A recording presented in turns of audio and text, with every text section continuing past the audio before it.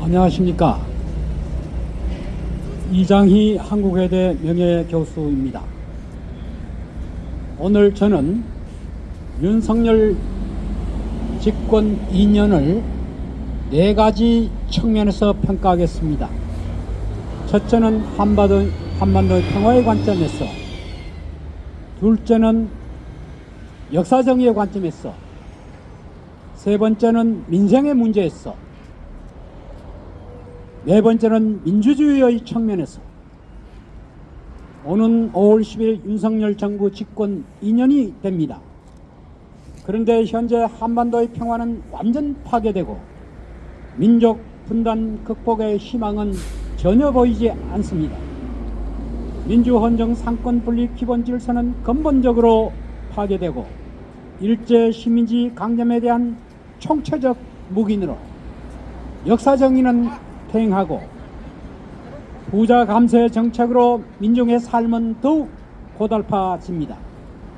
더욱이 5월 10일 총선을 겨냥하여 언론을 통제하고 포퓰리즘적인 현실성 없는 민생 공약을 윤 정부는 최근 지역 순회 간담회에서 연일 남발하고 있습니다.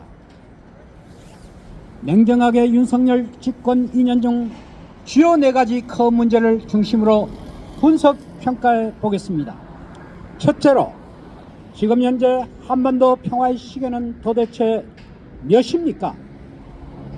현재 한반도 평화는 고사하고 핵전쟁 발발 일촉즉발의 위기의 앞에서 윤 정권은 3월 4일 또다시 한미연합군사연습인 자유의 방패 훈련을 시작했습니다. 오는 14일까지 총 48회의 야외 기동 훈련, 지난해만 하더라도 총 48회의 야외 기동 훈련, 한반도 전역에 확대 시행할 예정입니다. 2013년 1년 동안에 한미일 10차례 합동군사 훈련, 한미 간의 42번의 합동전쟁연습, 1년 365일 중 약 200일을 이 땅에서 전쟁연습을 했습니다. 미국의 전략자산 전개도 23년에 20차례 한반도에 있었습니다.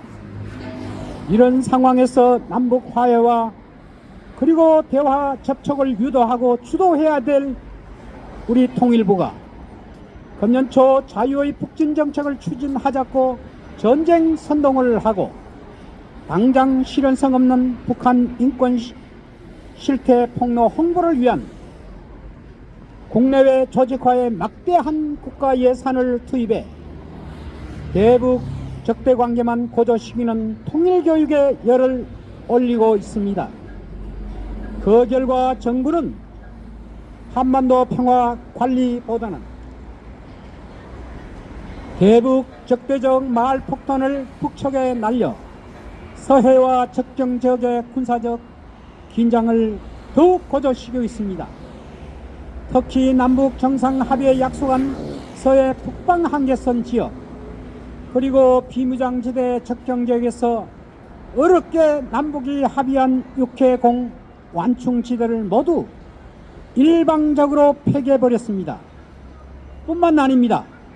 국방부는 2023년 국방백서에서 북한보다도 먼저 북한을 주적으로 명시하고 국방장관은 북한 정권 종말을 공공연하게 발언하고 있습니다.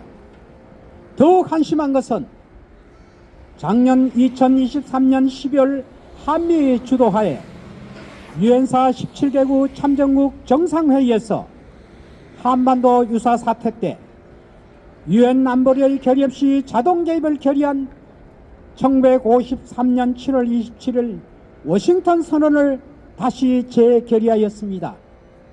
이것은 명백한 헌법상 국회 비준동의 사항입니다. 또 유엔 안보리의 새로운 결의를 요하기 때문에 대한민국 헌법과 국제법 위반임을 분명하게 우리는 선언합니다. 윤 정부가 한미 군사 동맹을 기초로 북한을 힘으로 제압하려는 것은 이 땅을 전쟁터로 만들자는 것입니다. 전쟁은 이 강토와 우리 국민들을 피폐화시키고 강대국 무기 장사꾼들만 특수를 누린 비참한 과거의 흑역사를 또 반복하려는 것입니까? 어렵지만 자주적 외교권에 기초해서 미국 패권주의자들을 끈질기게 우리가 설득시켜 남북 정상합의 실현, 남북 대화와 접촉의 끈을 끈질기게 유지하는 것이 이 땅의 평화 유지를 위한 최선의 방법임을 국민의 이름으로 윤 정권에게 엄숙하게 청원합니다. 둘째로 법치 민주주의 상권 분리 기본 질서는 지금 멈춰버리고 검찰 독재와 용산 권력이 법치주의 및 언론 자유를 모두 실종시키고 있습니다. 윤 정권은 입만 열면 자유와 법치를 강조합니다. 윤 정부의 자유는 이념 평양성 자유이고 법치는 내로남불입니다. 한여로 해병대 채모 상병 순직 사건 회합 의후로 공수처 수사를 받아온 이종석 전 국방장관을 법무부가 출국 금지시킨 범법 혐의자를 호주 공관대사로 임명, 강한 여론의 질타가 있자 바로 하루 만에 약식 공수처 조사를 거쳐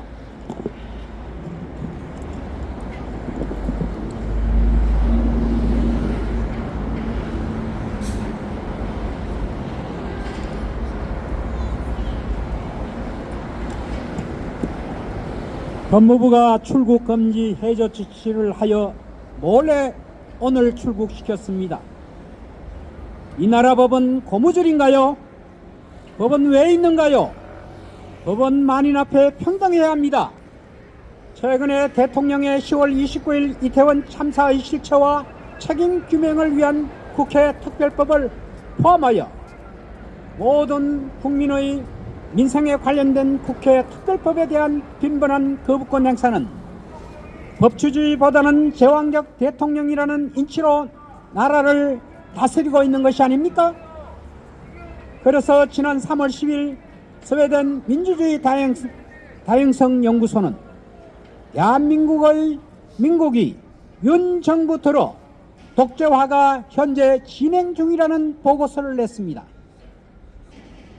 한국은 법치, 견제와 균형, 시민의 자유로 구성된 자유민주주의, 그리고 언론 자유의 지수에서 0.6점이라는 점수를 받아 179개 나라 중 47위를 기록했습니다.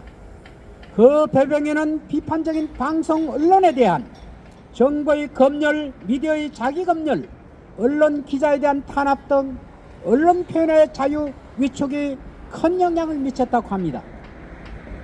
윤 정부 2년 동안의 민주적 지식인과 비판적 언론은 검찰 독재를 통해서 입막음하고 입법부는 대통령의 거부권을 통해서 입막음하고 사법부는 외교부를 통한 사법농단 압력을 통해서 상권 분립이라는 민주주의의 건강과 언론의 자유가 완전히 뒤흔들리고 있습니다. 셋째로 노동자 소상공인 서민 민중의 삶, 청년인 미래 세대의 삶은 편안한가요? 부자와 대기업을 감세하면서 물가는 천정부지로 오르고 가난한 서민과 청년 및 미래 세대가 생계 문제로 자살자가 늘어나고 있습니다. 이로 인하여 인구 고령화, 저출산, 빈부격차는 기청의 삶을 매우 힘들게 만들고 있습니다. 기청에 절실한 민생 법안은 대통령의 거부권 행사로 통과되지 않고 있습니다. 넷째로 일제 식민지 과거사 청산, 역사 청산은 제대로 진행되는가요? 윤석열 정부는 집권 1년 차에 2023년 3월 6일 제1차 한일정상회의에서 일제 과거사 청산 문제 및 독도 영유권 문제에 대한 지나간 역대 정부가 애써 사온 보람과 노력을 일본 정부에게 일방적으로 몽땅 양보하고 일본의 성의와 대성적 결단에 맡기자고 국민들과 언론을 급박하고 설득하고 강권해왔습니다. 2024년 3월 현재 1년이 지난 현재 과연 일본은 이것을 지켰습니까? 일본의 성의와 대성적 결단은 전혀 보이지 않습니다. 일제강점기 강제동원 피해자 배상과 관련해서 대법원에서 성소한 피해자들의 유족들은 일본 기업이 아닌 한국의 재단이 내는 제3자 변제라는 정부 안을 받아들일 수 없다고 투쟁을 멈추지 않고 있습니다. 제3자 변제는 피해자가 동의하지 않는 한국 민법상 불법적 방법으로 일제 강제 동원자 피해자 의사를 무시하고 강제로 종결 기울이는 정부의 꼼수입니다. 최근 한국 법원조차 피해자가 동의하지 않는 정부의 제3자 변제 수단을 거부하였습니다. 게다가 일본은 여전히 독도 영유권을 주장하고 간토 대지진 만행과 일본 성노예 문제에 대한 역사적 피해 진실을 모두 감추고 이것을 그들의 중고 교과서에서 삭제하는 등 역사 왜곡 만행을 이 정부는 어떻게 설명할 수 있나요? 또 역대 보수 정부가 이미 검증하고 남북한 민족이 모두 존경하는 육군 사관학교 교정 및 국방부 청사 독립운동가 홍범도 장군의 흉상이전을 이념적인 잣대로 필요시에 이전을 검토하겠다고 함으로써 지하의 독립 선열들을 매우 슬프게 하고 있습니다. 2024년 3.1운동은 105주년, 광복 79년, 이 땅의 역사 주체들의 우선적 사명은 역사정의, 한반도의 평화관리, 남북한 민중의 행복한 삶이 무엇보다도 우선입니다.